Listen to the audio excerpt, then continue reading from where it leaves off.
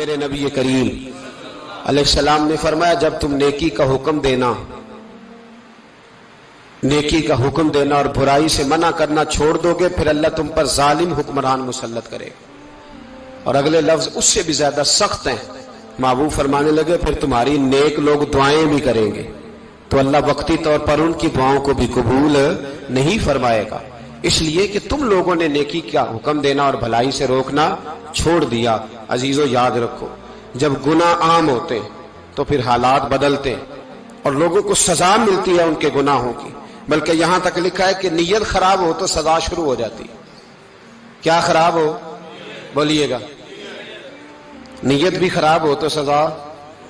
حضرت رومی کہتے ہیں کہ ایک بادشاہ کو پتہ چل گیا کہ ایک آدمی نے بڑا اچھا باغ لگایا ہے, خوبصورت باغ ہے, مالٹے کا, کنوں کا باغ, بڑا پیارا. بادشاہ نے کہا ذرا جا کے دیکھتا ہوں. بادشاہ سلامت باغ دیکھنے آئے تو اب وہ مزدور آدمی تھا, عام آدمی تھا جس نے باغ لگایا, کسان تھا. اس کو کہا کہ چند کنوں توڑ کے لایا تو بڑے پیارے لگے. ایک دو اور لایا, کھائے, بڑے میٹھے, بڑے پیارے, بڑے توانا, بڑا مزہ آیا. تو بادشاہ کے دل میں خیال آیا کہ اس پہ قبضہ نہ کر لوں باغ پہ. ہمارے ہاں نا کرائے پہ دکان دیتا نا مالک, تو جب کسی غریب کی چل جاتی ہے کہتا ہے تو خالی کر, میں نے خود ڈالنی ہے. چل گئی نا اس کی. حالانکہ رزق اپنے اپنے نصیب کا ہے, رزق اپنے اپنے نصیب کا ہے, جس کو اللہ تعالیٰ چاہتا ہے عطا کرتا ہے. تو اس کو کہا کہ اور توڑ کے لا, اور دل میں خیال ہے کہ یار اتنا اچھا باغ ہے قبضہ کر لیتے ہیں. ہماری حکومتیں قبضہ کر لیتی ہیں کہ جو چیز اچھی لگ جائے. اب وہ کسان 2-3 کنوں توڑ کے لایا, اس نے کھائے تو کھٹے نکلے, ترش تھے. کہنے لگا تجھے کیا ہو گیا ہے؟ تو بندہ بڑا صاحب دل تھا, کہنے لگا میں تو ٹھیک ہوں, آپ اپنی نیت سے پوچھیں کہیں خراب تو نہیں ہو گئی. تو کنوں میں بھی اس کا اثر آ گیا ہے. اپنی نیتیں بگڑ جائیں نا, نیتیں. اب ایک بات کہنے لگا ہوں, غور سے سننا. جب تک دو بھائی اکٹھے کاروبار کرتے ہیں نیت ہوتی ہے کہ ہمارا گھر چلے گا, تب تک اللہ برکت دیتا ہے. اور جب اپنی اپنی جیبیں سمیٹنے لگ جاتے ہیں نا کہ یہ میرا 5,000 ہے, آج میں گیا تھا اگرائی کرنے, یہ میرا 10,000 ہے, آج میں نے محنت زیادہ کی. جب وہ ٹٹولنے لگتے ہیں پھر اس دکان سے بھی برکت اٹھ جاتی ہے, پھر وہاں سے بھی برکت چلی جاتی ہے. فَإِنَّ لَهُ مَعِيشَةً ضَنْكَ. فرمایا جب تو میں منہ پھیر لیتا ہے پھر تیری زندگی اللہ تنگ کر دیتا, پھر وہاں سے بھی برکت, خوبصورتی, اثر اٹھ جاتا ہے. ایک سنار نے گلی میں ایک یتیم چھوٹے سے بچے کو گھومتے دیکھا تو سنار بے اولاد تھا, بچے کو اٹھا کے گھر لے آیا. 18 سال اس بچے کی پرورش کی, اس کو پالا پوسا, جوان کیا. سنار کے پاس وہ دکان پہ چلا جاتا, وہ کئی دفعہ دکان پہ رہتا, کئی دفعہ گھر میں رہتا. ایک دفعہ وہ دکان پہ تھا, بچہ گھر تھا, 18 سال کا جوان. اس کی بیوی اکیلی تھی. وہ جس نے ماں بن کے پالا تھا اس نے اسی پہ حملہ کر دیا, اس کا بازو بری نیت سے تھاما. بیوی چیخی. تھوڑی دیر گزری تو وہ نوجوان پیروں میں بیٹھ گیا, کہنے لگا اماں پتہ نہیں مجھے کیا ہوا.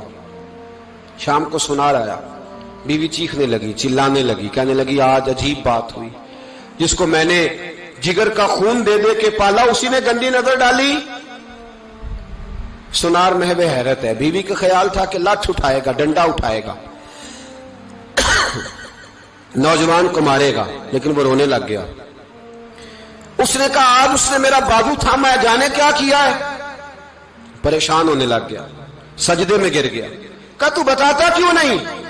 تو وہ سنار کہنے لگا اس کی غلطی نہیں, 18 سال کے بعد آج مجھ پر بھی شیطان سوار ہوا تھا.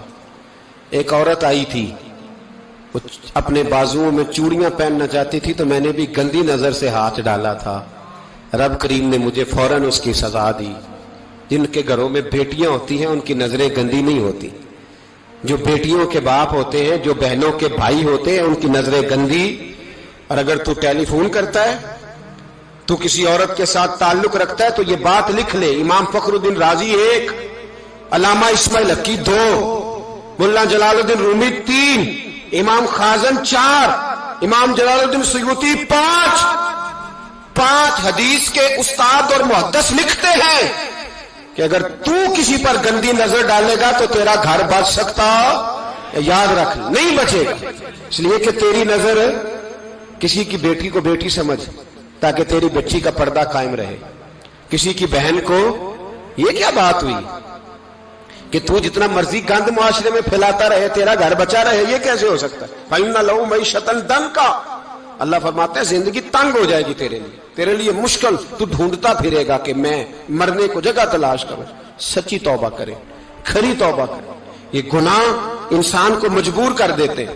حضرت عبداللہ بن مبارک رحمت اللہ تعالی علیہ، ان کے سینکڑوں شاگرد تھے، ایک شاگرد کے انتقال کا وقت آیا تو گھر گئے ملنے، آپ کہتے ہیں میں نے زور لگا لیا پر اس کی زبان پر کلمہ جاری نہیں ہوا، میں اسے کہتا کلمہ پڑھ پر اس کی زبان پر جاری، اللہ اکبر، بہت بڑی نعمت ہے، دعا فرمائیں اللہ ایمان کی موت عطا فرمائے، ایمان کی موت دے اللہ کریم، ایمان کی موت دے۔ ایسے بھی لوگ دیکھے ہیں، مسجد نبوی ہے، رسول اللہ کا شہر ہے، سر سجدے میں ہے، روح پرواز کر گئی، روح پر کتنا نصیبوں والا ہے، کتنا نصیبوں والا ہے کہ مسجد نبوی میں سر سجدے میں رکھا ہے اور اللہ تبارک و تعالیٰ نے محبوب کے قدموں میں موت عطا فرمائی۔ تو حضرت عبداللہ بن مبارک کہتے ہیں میں نے اس کو کہا کلمہ پڑھ تو اس کی زبان پہ جاری نہیں ہوتا، میں بار بار کہتا تو وہ منت کرتا، کہتا حضور میں کوشش کرتا ہوں جاری نہیں ہوتا۔ فرماتے میں پریشان ہو کے اٹھا، ابھی میں دروازے پہ پہنچا تھا اس نے چیخ ماری اور روح پرواز کر گئی، بچے رونے لگے، بیوی رونے لگی، تو میں نے اس کی بیوی سے کہا کہ جرم کیا کرتا تھا، اتنا بڑا پاپی پہ کلمہ جاری نہیں ہوا۔ اس کی زوجہ کہنے لگی حضرت جی دو گناہ تھے اس کے، ایک تو یہ شراب کا عادی تھا، روکتی تھی باز نہیں آتا تھا، اور دوسری بات یہ کہ یہ اپنی اماں کا نافرمان تھا، وہ دو گلیاں چھوڑ کے رہتی ہے، یہ کبھی ملنے نہیں گیا تھا، اس بوڑھی کا کلیجہ اس کی طرف سے بڑی تکلیف میں تھا۔ تو حضرت عبداللہ بن مبارک کہنے لگے جا تو بھی دعا کر اور اس کی ماں کو بھی کہہ دعا کرے کہ یہاں تو یہ کلمہ نہیں اسے نصیب ہوا، اللہ کرے اللہ آخرت کی منزلیں اس کی بہتر فرما دے۔ میرے بھائی ایسے گناہ، حضرت مالک بن دینار نے توبہ کی، توبہ کی انہوں نے، کس طرح؟ فرماتے میں نشے کا عادی تھا، کسی نے مجھے کہا کہ بطور دوائی شراب پی لو تو میں نے پی لی، نشے کا عادی تھا، شراب پیتا تھا، اللہ تعالیٰ نے بڑی منتوں اور کوششوں کے بعد، منتوں کے بعد ایک بیٹی عطا فرمائی، وہ بھی 2.5-3 سال کی ہوئی تو پردہ کر گئی۔ کہتے میں اس کی قبر پہ بیٹھ کے گھنٹوں روتا، شراب کا عادی تھا۔ ایک دن سویا تو خواب دیکھتا ہوں کہ میرے پیچھے ایک بڑا سانپ لگ گیا ہے، اور سانپ جب منہ کھولتا ہے تو انگارہ نکلتا ہے، میں پھر دعا کرتا ہوں اللہ ہمیں معاف فرمائے، اللہ ہم سے درگزر۔ میں کچھ قبرستانوں میں جاتا ہوں تو میں وہاں میں سانپ بچھو پھرتے ہوئے دیکھتا ہوں، تو ڈر آتا ہے، ڈر آتا ہے کہ ہم یہاں آنے والے ہیں، یہ لوگ کہہ رہے ہیں کہ تمہاری تیاری ہے، کسی وقت بھی اعلان ہو جائے گا کہ چلو بھائی چلو فلاں صاحب کا جنازہ ہے، اٹھو، لوگ کہتے ہیں جلدی کرو، اور ایک کونے میں ایک شخص یہ بھی کہتا ہے کہ دیگ بھی رکھ لو مہمان بڑے جمع ہو گئے، اور ایک کونے میں لوگ یہ بھی کہتے ہیں کہ برف ٹھنڈی لے آؤ، لوگوں نے پانی بھی پینا۔ پہلے اعلان ہوتا ہے کہ فلاں فوت ہو گیا، پھر اعلان ہوتا ہے جنازے کا ٹائم ہو گیا، پھر اعلان ہوتا ہے جنازہ اٹھایا جائے گا، اور پھر بات ختم ہو جاتی ہے، پھر کل من علیہ فان، پھر کوئی نہیں پوچھنے آتا، ختم ہو گئے، قصہ ہی ختم ہو گیا، ان لوگوں کی کہانی مٹ گئی، ختم ہو گئے، بڑے بڑے کج کلا، کوئی پوچھنے والا نہیں۔ موت کا راج ہے، راج ہے موت کا راج، موت راج کرتی ہے بس، اور کسی کا راج نہیں، وہ راج کرتی ہے، جدھر جاتی ہے اسی کا راج ہے، راج کر رہی ہے۔ تو حضرت مالک بن دینار کہتے ہیں قبرستان میں نے دیکھا، میں خواب دیکھتا ہوں بڑا اژدہا، اس کے منہ کے اندر آگ میرا پیچھا کر رہا ہے، کہتے میں خواب دیکھ رہا ہوں، میں دوڑا، لیکن وہ اژدہا جب میں دوڑا تو میرے آگے آ کے کھڑا ہو گیا، میں مشرق کو دوڑا تو وہاں بھی آ گیا، مغرب کو دوڑا تو وہاں بھی آ گیا۔ جناب مالک بن دینار کہتے ہیں ایک بوڑھا شخص کمزور مجھے بچانے آیا، پر اس اژدہا نے پھونک ماری تو وہ بوڑھا آدمی دور جا گرا۔ کہتے میں چیختا تھا، چلاتا تھا، ایک پہاڑی پہ میں بھاگا گیا تو وہاں مجھے میری بیٹی ملی، مجھے فوت ہو گئی۔ وہ اس اژدہے کے آگے اس نے یوں ہاتھ کیا تو اژدہا پیچھے بھاگ گیا۔ میں نے بیٹی کو گود میں اٹھایا، میں نے کہا بیٹی یہ کون تھا؟ کہنے لگی ابا یہ تیرا برا عمل تھا، یہ تیرا برا عمل تھا، یہ تجھے کھا جاتا اگر میں نہ ہوتی۔ تو کہا یہ بوڑھا جو مجھے بچانے آیا یہ کون تھا؟ کہا یہ تیرا اچھا عمل تھا پر کمزور بڑا تھا، تھوڑا تھا، یہ تیرے برے عمل کا مقابلہ کرنے کی ہمت نہیں رکھتا تھا۔ حضرت مالک بن دینار کہتے ہیں میری بیٹی نے خواب میں میری داڑھی پکڑ لی اور کہنے لگی ابا میں چاہتی ہوں تو صحیح ہو جا، ایسا نہ ہو کہ پھر تیرے پیچھے یہ بو ازدہ لگ جائے۔ حضرت مالک بن دینار کہتے ہیں جب میں سو کے اٹھا تو میری داڑھی آنسوؤں سے بھری ہوئی، پھر اس کے بعد میں نے توبہ کی، اس طرح کی توبہ کی کہ پھر میں نے کوشش کی کہ دوبارہ میں اپنے رب کی نافرمانی نہ کروں۔ حضرت عبداللہ ابن عباس فرماتے تھے جو دنیا میں ہنس ہنس کے گناہ کرتے ہیں نا،